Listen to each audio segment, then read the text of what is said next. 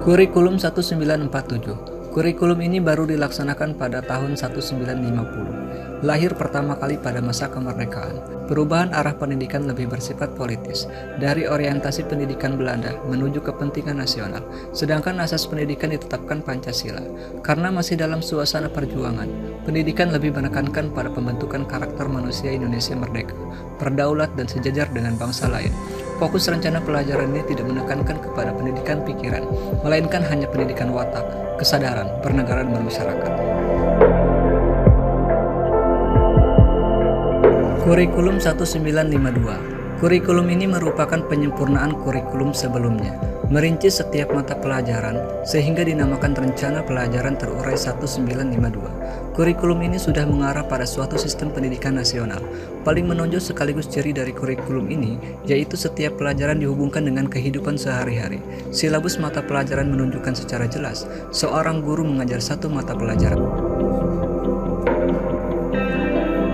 Kurikulum 1964. Pemerintah kembali menyempurnakan sistem kurikulum pada 1964. Namanya Rencana Pendidikan 64. Ciri-ciri kurikulum ini, pemerintah mempunyai keinginan agar rakyat mendapat pengetahuan akademik untuk pembekalan pada jenjang SD, sehingga pembelajaran dipusatkan pada program Pancawardhana, yaitu pengembangan moral, kecerdasan, emosional, keterampilan, dan jasmani. Kurikulum 1968 lahir pada masa Orde Baru. Kurikulum ini bersifat politis dan menggantikan Rencana Pendidikan 1964 yang dicitrakan sebagai produk Orde Lama. Kurikulum ini bertujuan membentuk manusia Pancasila yang sejati, kuat, dan sehat jasmani, mempertinggi kecerdasan dan keterampilan jasmani, moral, budi pekerti, dan keyakinan beragama. Kurikulum 68 merupakan perwujudan dari perubahan orientasi pada pelaksanaan Undang-Undang Dasar 45 secara murni. Kurikulum 1975. Kurikulum ini menekankan pendidikan lebih efektif dan efisien. Menurut Mujito, Direktur Pembinaan TK dan SD Departemen Pendidikan Nasional kala itu, kurikulum ini lahir karena pengaruh konsep di bidang manajemen MBO, manajemen by objektif. Metode, materi, dan tujuan pengajaran dirinci dalam prosedur pengembangan sistem instruksional, atau lebih dikenal dengan istilah satuan pelajaran, yaitu rencana pelajaran setiap satuan bahasan. Kurikulum 1984. Kurikulum ini mengusung pendekatan proses keahlian. Meski mengutamakan pendekatan proses, tapi faktor tujuan tetap penting. Kurikulum ini juga sering disebut kurikulum 1975 yang disempurnakan.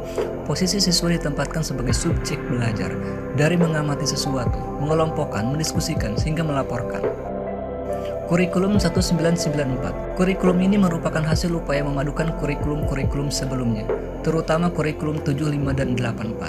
Sayangnya, perpaduan antara tujuan dan proses belum berhasil, sehingga banyak kritik berdatangan, disebabkan oleh beban belajar siswa dinilai terlalu berat, dari muatan nasional sampai muatan lokal. Kurikulum 2004 atau disebut juga kurikulum berbasis kompetensi. Suatu program pendidikan berbasis kompetensi harus mengandung 3 unsur pokok, yaitu pemilihan kompetensi sesuai, spesifikasi indikator evaluasi untuk menentukan keberhasilan pencapaian kompetensi, dan pengembangan pembelajaran. KBK memiliki ciri-ciri sebagai berikut: menekankan pada ketercapaian kompetensi siswa baik secara individual maupun klasikal, berorientasi pada hasil belajar, dan keberagaman. Kegiatan belajar menggunakan pendekatan dan metode bervariasi. Sumber belajar bukan hanya guru, tetapi juga sumber belajar lainnya yang memenuhi unsur edukatif. Kurikulum 2006. Kurikulum ini pada dasarnya sama dengan kurikulum 2004. Perbedaan menonjol terletak pada kewenangan dalam penyusunannya, yaitu mengacu pada siswa dari desentralisasi sistem pendidikan. Pada kurikulum 2006, pemerintah pusat menetapkan standar kompetensi dan kompetensi dasar. Guru dituntut mampu mengembangkan sendiri silabus dan penilaian sesuai kondisi sekolah dan daerahnya. Hasil pengembangan dari semua mata pelajaran dihimpun menjadi sebuah perangkat dinamakan kurikulum tingkat satuan pendidikan. Kurikulum 2013. Kurikulum ini adalah pengganti kurikulum KTSP. Kurikulum 2013 memiliki 3 aspek penilaian, yaitu aspek pengetahuan, aspek keterampilan, dan aspek sikap dan perilaku. Di dalam kurikulum 2013, terutama dalam materi pembelajaran, terdapat materi yang dirampingkan dan materi yang ditambahkan. Materi yang dirampingkan terlihat ada di materi Bahasa Indonesia, IPS, PPKN, dan lain sebagainya. Sedangkan materi yang ditambahkan adalah materi matematika.